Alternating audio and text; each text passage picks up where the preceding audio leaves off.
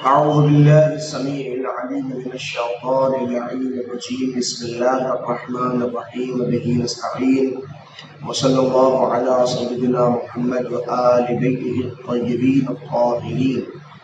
اللهم صل على محمد وآل محمد وعجل فرجهم. ناظرین محترم، السلام علیکم ورحمۃ اللہ تعالی وبرکاتہ۔ احکام اسلامی بیت اللہ العظمہ سید علی حسین سیستانی دامغل البارک کے فتاوی کی روشنی میں آپ حضرات کی خدمت اقدس میں مسلسل عرض کیے جا رہے ہیں۔ الحمدللہ ہم اس سلسلے میں ان تمام افراد کے شکر گزار ہیں کہ جو اپنے قیمتی وقت کو صرف کرتے ہوئے روزانہ اپنے ٹائم کے اوپر ان چیزوں کو خود بھی دیکھ رہے ہیں اور اپنے احباب اور اقربا اور اپنے دوستوں تک بھی ان ویڈیوز کو پہنچا رہے ہیں۔ یقیناً وہ تمام لوگ قابل مبارکباد ہیں کہ جو احکام اسلامی کے حوالے سے مسلسل کوشش اور کاوش کرتے رہتے ہیں تاکہ تمام معاشرے کے اندر وہ احکام اسلامی کی ان کی ضرورت ہم سب کو صبح مساء ہوتی رہتی ہے، ان سے واقفیت کم حاصل کرتے رہیں۔ یقیناً اس منزل کے اوپر مختلف وہ سوالات بھی ذہن میں آتے ہیں کہ جو ان مسائل کو سننے کے بعد ہمارے ذہن میں پیدا ہوتے ہیں، تو ہمارا اپنا کام یہ ہے کہ ہم اپنے تئیں جن سوالات کو اپنے ذہن میں پاتے ہیں ان کو فقط ذہن میں نہ رکھیں، بلکہ آگے بڑھ کے ان تمام سوالات کو ان کے ذمہ داروں تک یعنی کہ علماء تک پہنچائیں۔ الحمدللہ ہمارے اطراف میں علماء موجود ہیں، ہم کسی نہ کسی فرد سے اس حوالے سے سوال کر سکتے ہیں، اور اگر جواب آپ کو میسر نہ ہوتا ہو تو الحمدللہ آپ لوگ اسی یوٹیوب چینل کے اوپر کمنٹ میں یا یہ کہ ہمارے پرسنلی نمبر کے اوپر جو انشاءاللہ کی خدمت سے مہیا کرایا گیا ہے، آپ اس کے اوپر بذریعہ واٹس ایپ یا اور دوسرے ذریعے سے بھی پیش کر سکتے ہیں۔ ہم یقین دہانی مسلسل کرا رہے ہیں کہ آپ بذات خدمت میں اگر مسائل کا تعلق آپ کے مقلد آغا سیستانی نہیں ہے اور آپ رہبر معظم کی تقلید کرتے ہیں، یا یہ کہ آپ آغا ناصر مکارم شیرازی کی تقلید کرتے ہیں، یا آپ آغا سید حکیم کی تقلید فرماتے ہیں، یا آپ آغا بشیر نجفی کی تقلید کرتے ہیں، یا آپ آغا سید صادق شیرازی کی تقلید کرتے ہیں، جس کی بھی تقلید کرتے ہیں مرجع کرام کی، آپ ان کا اسم گرامی ہم تک بتائیے اور ہم سے اس کا جواب حاصل کر سکتے ہیں۔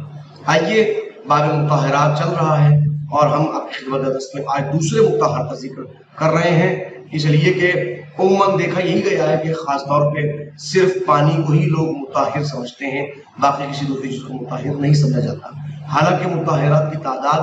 بہت زیادہ ہے۔ آپ اس سلسلے میں ملاحظہ فرمائیں۔ آج دوسری مطہرات کا بیان آپ کی خدمت میں آیا چاہتا ہے۔ کتاب آپ کی اسکرین کے اوپر موجود ہے۔ ہندی زبان کی اس کتاب کو توضیح مسائل آغا سیستانی کی ہے، اس کو اس لیے پیش کیا جا رہا ہے کہ پڑھنے والے پڑھ سکتے ہیں، اور جو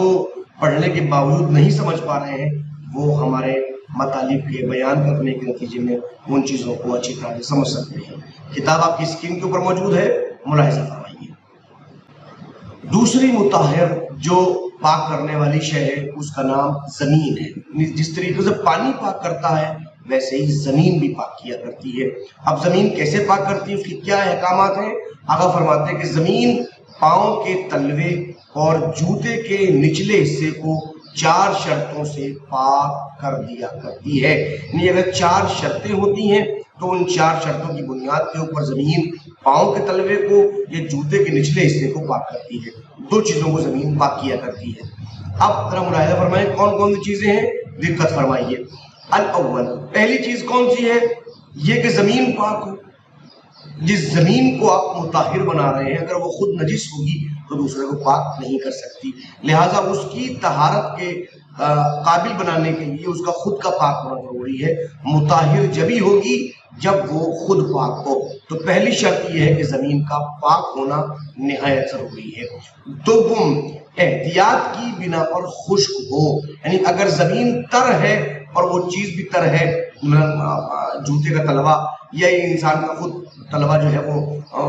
خشک نہیں ہے، تو اس صورت میں زمین پاک نہیں کر سکتی۔ احتیاط کی بنیاد کے اوپر زمین کا خشک ہونا ضروری ہے، یہ دوسری شرط ہے۔ پہلی شرط زمین خود پاک ہو، دوسری شرط یہ کہ احتیاط کی بنیاد پر زمین کا خشک ہونا ضروری ہو، وہ خشک ہو، تر نہ ہو۔ سوم، احتیاط لازم کی بنیاد پر نجاست زمین پر چلنے سے لگی ہو، یعنی انسان اگر چل رہا ہے چلتے چلتے کہیں سے خدا نخواستہ اس کے پاؤں میں یا اس کے جوتے میں کہیں نجاست لگ گئی ہے اور اب وہی زمین پہ چلتے چلتے وہ زمین سے نجاست ہٹ گئی ہے اور جو شرط ابھی سامنے آیا چاہتی ہے اس شرط کے اوپر وہ چیز پاک ہو جائے گی۔ تو تیسری شرط یہ احتیاط لازمی کے اوپر جو نجاست لگی ہوئی ہے وہ زمین سے چلنے سے لگی ہوئی ہے۔ چہارم عین نجاست مثلا خون یا پیشاب یا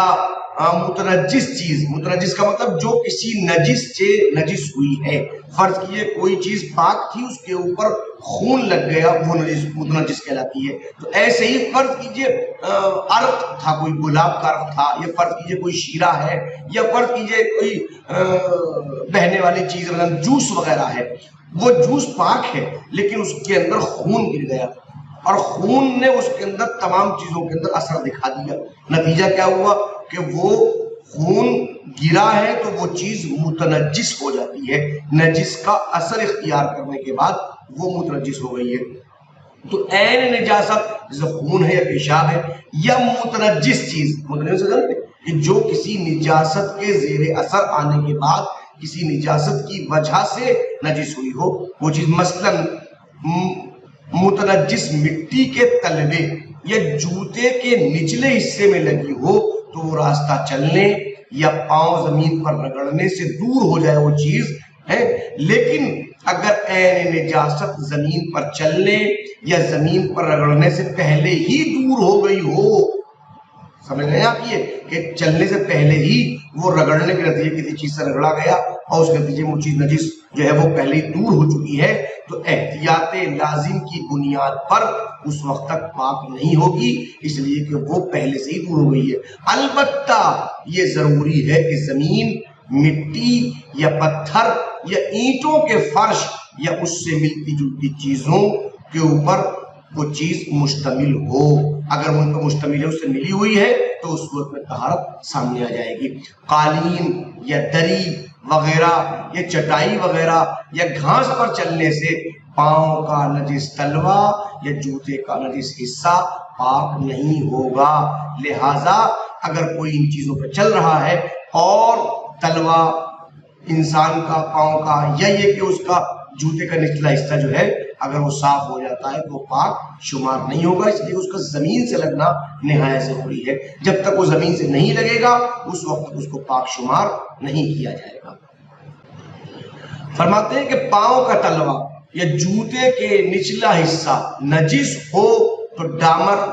یا لکڑی کے فرش پر چلنے سے پاک ہونا محل اشکال ہے، یعنی اگر کوئی انسان کا جوتے کا نچلا حصہ نجس ہو گیا ہے یا پاؤں کا تلوا نجس ہو گیا ہے، اب اگر وہ کسی ڈامر پہ چل رہا ہے، سڑک پہ چل رہا ہے، سڑک ڈامر کی سڑک ہوتی ہے، کالی سڑک ہے، یا لکڑی کے فرش کے اوپر بنا ہوا فرش ہے لکڑی کا، اس کے اوپر چل رہا ہے اور چلنے کے نتیجے میں وہ نجاست زائل بھی ہو رہی ہے اور وہ سوکھا بھی ہے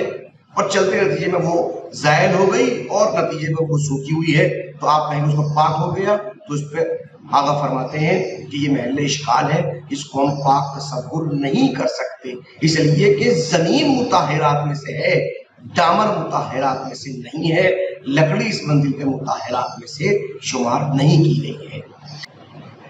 پاؤں کے تلوے یا جوتے کے نچلے حصے کو پاک کرنے کے لیے بہتر ہے کہ 15 ہاتھ یا اس سے زیادہ کا فاصلہ زمین پر چلیں، یعنی اتنا چلنا نہایت ضروری ہے کہ ایک انسان کم سے کم 15 ہاتھ چل رہا ہو یا اس سے زیادہ چلے تو وہ پاک ہوگی، خواہ 15 ہاتھ سے کم چلنے یا پاؤں زمین پر رگڑنے سے زیادہ دور ہو گئی ہو تو اس صورت میں بھی طہارت کا حکم جاری کیا جا سکتا ہے۔ پاک ہونے کے لیے پاؤں یا جوتے کے نجس تلوے کا تر ہونا ضروری نہیں ہے، ایسا نہیں کہ وہ پاک ہونے کے لیے پہلے اس کو تر کیا جائے، اگر وہ تر ہوگا تو پاک ہوگا، نہیں، اگر وہ خشک ہے اور خشک ہوتے ہوئے بھی خشک زمین پر چلتے ہوئے عین نجاست دور ہوئی ہے، اس کے اثرات ختم ہو گئے ہیں تو اس کو ہم پاک شمار کریں گے، بلکہ خشک بھی ہو تو زمین پر چلنے سے پاک ہو جایا کرتا ہے۔ اہم ترین مسئلہ یہ بھی ہے ملاحظہ فرمایا کہ جوتے کا اندرونی حصہ جو جوتے کا اندرونی حصہ ہے زمین پر چلنے سے پاک نہیں ہوتا۔ اب اگر کوئی انسان مسلسل زمین کے اوپر چل رہا ہے تو جو ظاہری حصہ، جو باطنی حصہ ہے اس کا اندر جو باہر کا حصہ ہے وہ تو پاک ہو سکتا ہے، لیکن جو اس کا باطنی حصہ اندرونی حصہ ہے وہ زمین پہ چلنے سے پاک نہیں ہوتا جب تک کہ اس کو اندر سے پاک نہ کیا جائے۔ باب مطہرات کے اندر تیسرا مطہر سورج ہوتا ہے۔ پہلا پانی ہے، دوسرا زمین ہے، تیسری مطہر جو ہے وہ سورج ہوتا ہے۔ تیسری وہ چیز جو پاک کرنے والی ہوتی ہے وہ سورج ہوتا ہے۔ سورج بھی انسان کو، سن بھی انسان کو پاک کیا کرتا ہے۔ کیسے کیسے، کن چیزوں کو پاک کرتا ہے اس کو ملاحظہ فرمائیے۔ سورج زمین، عمارات اور دیوار کو 5 شرطوں کے ساتھ پاک کرتا ہے۔ یعنی اگر 5 شرطیں ہیں تو یہ 3 چیزیں، زمین بھی، عمارات بھی اور دیوار بھی سورج کے ذریعے سے پاک ہوا کرتی ہیں۔ پہلی، نجس چیز اس طرح تر ہو کہ اگر دوسری چیز اس سے لگے تو تر ہو جائے۔ یعنی زمین اتنی تر ہے کہ کوئی چیز زمین پہ گر رہی تو وہ بھی تر ہو جائے تو پاک کرے گا سورج۔ ایسی عمارات اتنی تر ہے کہ اگر کوئی چیز سے ہاتھ لگایا جائے پڑ کے تو ہاتھ تر ہو جائے، کپڑا لگایا جائے کپڑا تر ہو جائے، اور ایسی دیوار اتنی تر ہے تو اس صورت میں وہ پاک ہوگا۔ یعنی نجس چیز اس طرح تر ہو کہ دوسری چیز اس سے لگے تر ہو جائے، لہٰذا اگر وہ چیز خشک ہو تو اسے کسی طرح تر کر لینا چاہیے تاکہ وہ دھوپ سے خشک ہو جائے، اس کے سامنے جب سورج پڑے تو سورج کے پیچھے میں خشک ہو جائے۔ دوم، اگر کسی چیز میں عین نجاست ہو تو دھوپ سے خشک کرنے سے پہلے اس چیز سے نجاست کو دور کر لیا جائے۔ فرض کیجئے اگر دیوار کے اوپر نجاست لگی، خون لگا ہوا ہے تو آپ پہلے خون کو دھو دیں، خون کو وہاں سے ہٹا دیں۔ جب عین نجاست دور ہو جائے گی تو اب وہ دھوپ کے نتیجے میں جب دیوار خشک ہو جائے گی تو دیوار پاک ہو جائے گی۔ جو دوسری شرط ہے کہ جس میں عین نجاست لگی ہوئی ہے تو دھوپ سے خشک کرنے سے پہلے اس کا نجاست کا دور کرنا ضروری ہے۔ سوم، کوئی چیز دھوپ میں رکاوٹ نہ ڈالے۔ ایسا نہ ہو کہ دیوار کے اور فرض کیجئے سورج کے بیچ میں کوئی چیز آپ لگا دیں جس کے نتیجے میں دھوپ ڈائریکٹ نہ پڑ رہی ہو۔ بس اگر دھوپ، پردے، بادل یا ایسی ہی کسی چیز کے پیچھے سے اس چیز پر پڑے جو نجس ہے اور اسے خشک کر دے تو وہ چیز پاک نہیں ہوگی، لہذا دھوپ کا ڈائریکٹ لگنا ضروری ہے۔ البتہ اگر بادل اتنا پتلا ہو کہ دھوپ کو نہ روک سکے تو اس صورت میں کوئی حرج نہیں ہے، اس صورت میں وہ شے پاک ہو جائے گی۔ چہارم، فقط سورج نجس چیز کو خشک کرتا تو ہم اس منزل کے اوپر ہوں گے کہ ہم کہیں کہ وہ چیز پاک ہو رہی ہے، لیکن فقط سورج نجس چیز کو پاک کرے، خشک کرے۔ لہٰذا مثال کے طور پر اگر نجس چیز ہوا اور دھوپ سے خشک ہو تو پاک نہیں ہوگی، لیکن ہاں اگر ہوا اتنی ہلکی ہو رہی ہے، اتنی تیز نہیں ہلکی ہے کہ یہ نہ کہا جا سکے کہ نجس چیز کو خشک کرنے میں اس نے کوئی مدد کی ہے تو اس صورت میں کوئی حرج نہیں ہے۔ مسئلہ یہاں پر سورج کے پاک کرنے کا ہے، لہذا اس منزل کے اوپر اگر کوئی چیز ہوا سے خشک ہو رہی ہے اور ہوا تیز چل رہی ہے اور ہوا کے نتیجے میں سورج کے اثرات اس کے اوپر نہیں پڑ پا رہے ہیں تو اس صورت میں اس کی پاک ہونے کے حکم میں اشکال ہے۔ لہذا اگر ہوا ہلکی ہے کہ کوئی یہ نہ کہہ سکے یہ پاک ہونے والی شے، یہ خشک ہونے والی چیز جو ہے وہ ہوا سے نہیں ہوئی ہے بلکہ سورج سے ہوئی ہے تو اس صورت میں اس کو پاک شمار کیا جائے گا۔ پانچویں اہم ترین شرط کہ بنیاد اور عمارت کے اس حصے میں نجاست سرایت کر گئی ہے، یعنی بنیاد میں سرایت کر گئی ہے، نچلے حصے میں سرایت کر گئی ہے اور دھوپ سے وہ ایک ہی مرتبہ خشک ہو جائے، یہ پانچویں شرط ہے۔ بس اگر ایک دفعہ دھوپ نجس زمین کو اور عمارت کے اوپر پڑے اور اس کا سامنے والا حصہ خشک کر دے، سامنے والا اس خشک کر رہی ہے اور دوسری دفعہ نچلے حصے کو خشک کرے دوسری مرتبہ تو اس کا سامنے والا حصہ پاک ہوگا اور نچلا حصہ نجس ہی شمار کیا جائے گا۔ یعنی کہ لہذا بنیاد اور عمارت کے جس حصے میں نجاست سرایت کر گئی ہے دھوپ سے ایک ہی مرتبہ خشک ہونا چاہیے، ایک ساتھ بیک وقت ہونا چاہیے، لہذا اگر الگ الگ ہوا ہے تو اس صورت میں اس کی طہارت کے اوپر اشکال ہے۔ امید ہے کہ آپ حضرات الحمدللہ ان مسائل کو اچھی طرح سمجھ رہے ہوں گے اور سمجھنے میں کوئی دقت کا سامنا نہ کر رہے ہوں گے۔ انشاءاللہ العزیز اگر کسی قسم کی پریشانی ہے تو ہم سے آپ کہہ سکتے ہیں، انشاءاللہ ہم آپ کے تمام پریشانی کو حل کریں گے، اور اس امید کے ساتھ کہ آپ تمام حضرات ہمارے چینل کو سبسکرائب کر رہے ہوں گے اور اپنے تمام اعزہ اور اقربا تک ہمارے چینل کو ضرور پہنچانے میں ہماری مدد کر رہے ہوں گے۔ والسلام علیکم ورحمۃ اللہ وبرکاتہ۔